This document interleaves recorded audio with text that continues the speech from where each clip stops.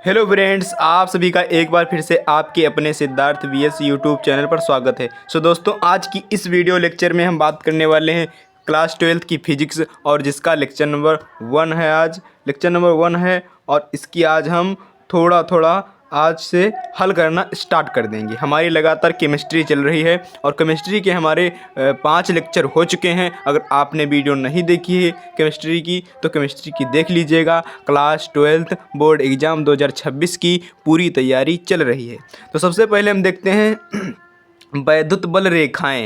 ये बहुत ही इम्पोर्टेंट है और बहुत ही बेसिक चीज़ों से हम चल रहे हैं, लेकर 0 पॉइंट से चल रहे हैं और बेसिक से चल रहे हैं। तो हमें बेसिक पढ़ना बहुत ही ज़रूरी है। तो हम सबसे पहले हल करते हैं कि ये वैद्युत बल रेखाएं क्या हैं। इनकी परिभाषा लिख लेते हैं कि वैद्युत बल रेखाएं वे काल्पनिक रेखाएं होती हैं जो वैद्युत क्षेत्र का प्रदर्शन करती हैं।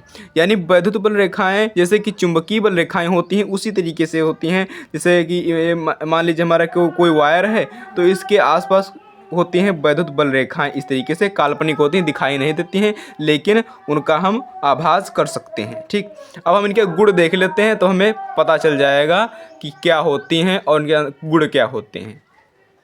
तो देखते हैं यहाँ पर वैद्युत बल रेखाएं धनावेश से ऋणावेश की तरफ जाते हैं। जैसे कि वो चुंबक में होता है,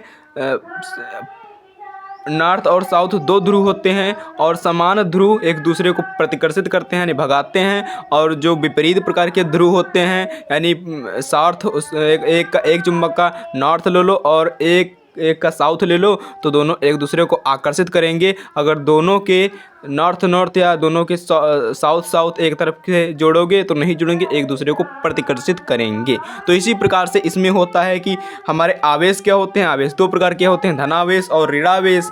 और इसमें क्या होता है, वैद्युत बल रेखाएं क्या करते हैं, धनावेश से ऋणावेश की तरफ जाते हैं। मान लीजिए हमारा यहाँ पर कोई इस तरीके से एक ये है प्लस आवेश और एक है माइनस आवेश। ये प्लस आवेश, ये माइनस आवेश, ये देखो प्लस आवेश। तो चुंबकीय बल रेखाएं जो होंगी तो क्या होंगी, धनावेश से ऋणावेश की तरफ जाते हैं। यानी धनावेश से इस तरीके से यहाँ ऐसे आते हुए इस तरीके से यहाँ ऋणावेश की तरफ आती हैं, इस तरीके से, है ना, इस तरीके से आती रहती हैं जैसे कि चुंबक में होता है। तो क्लास 10th में आप सभी ने चुंबक के बारे में पढ़ा है तो बहुत अच्छी तरीके से आप जानते होंगे। ठीक, अब हम देखते हैं कि ये बंद वक्राकार होती हैं। जैसे कि ये बंद वक्राकार होती हैं, देखिए यहाँ से निकली और इसके वायर के अंदर होते ही यहाँ का क्या है, तार है, और इस तार के अंदर होते हुए फिर यहाँ से जुड़ती है। तो बंद वक्राकार होती हैं और ये एक दूसरे को कभी नहीं काटती।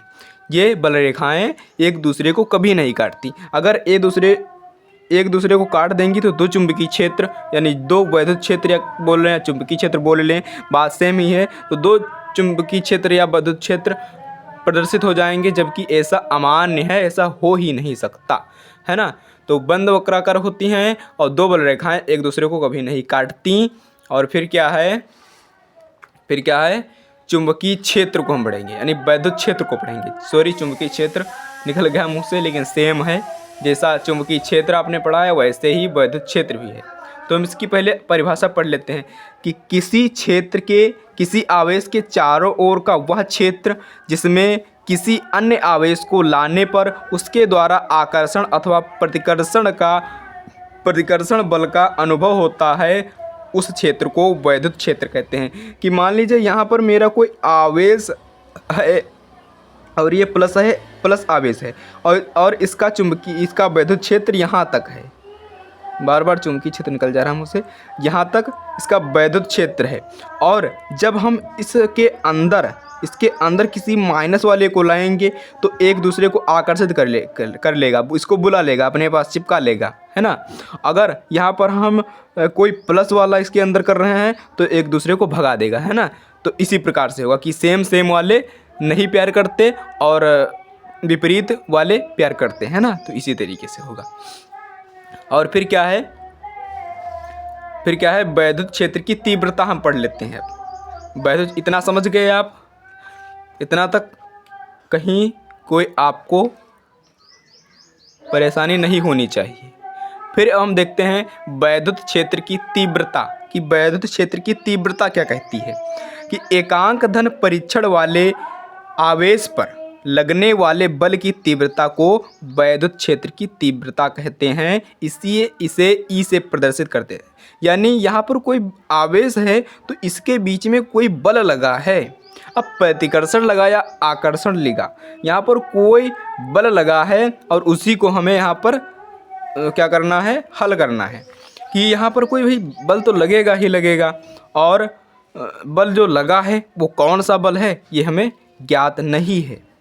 तो सूत्र हमारा यह कहता है कि E is to F divided by Q naught, और इसका मात्रक क्या है, न्यूटन कूलाम या वोल्ट मीटर इसे भी कहते हैं। ठीक है, और इसका विमीय सूत्र क्या बनेगा, MLT - 2 और AT नीचे रहेगा, यानी ये क्या है, ये न्यूटन कूलाम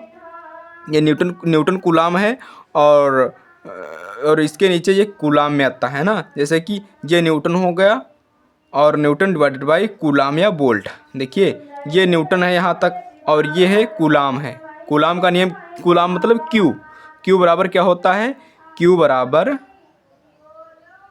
बराबर क्या होता है,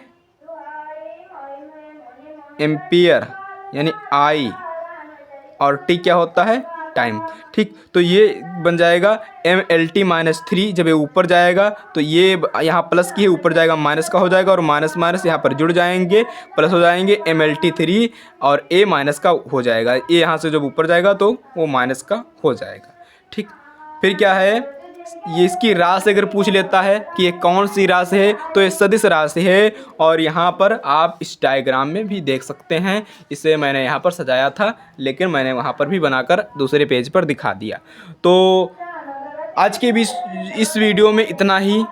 अगर आपको वीडियो पसंद आई हो और आप ऐसे ही वीडियो चाहते हैं, अगर कि मैं ऐसे ही मेहनत करता रहूं और भी वीडियो आपके लिए लाऊं, तो वीडियो को लाइक करना और चैनल को सब्सक्राइब करना ना भूलिएगा। अगर आप क्लास 12th बोर्ड एग्ज़ाम 2026 की तैयारी करने जा रहे हैं, तो मिलते हैं किसी नेक्स्ट वीडियो में। तब तक के लिए जय हिंद, वंदे मातरम, good bye, take care, love you.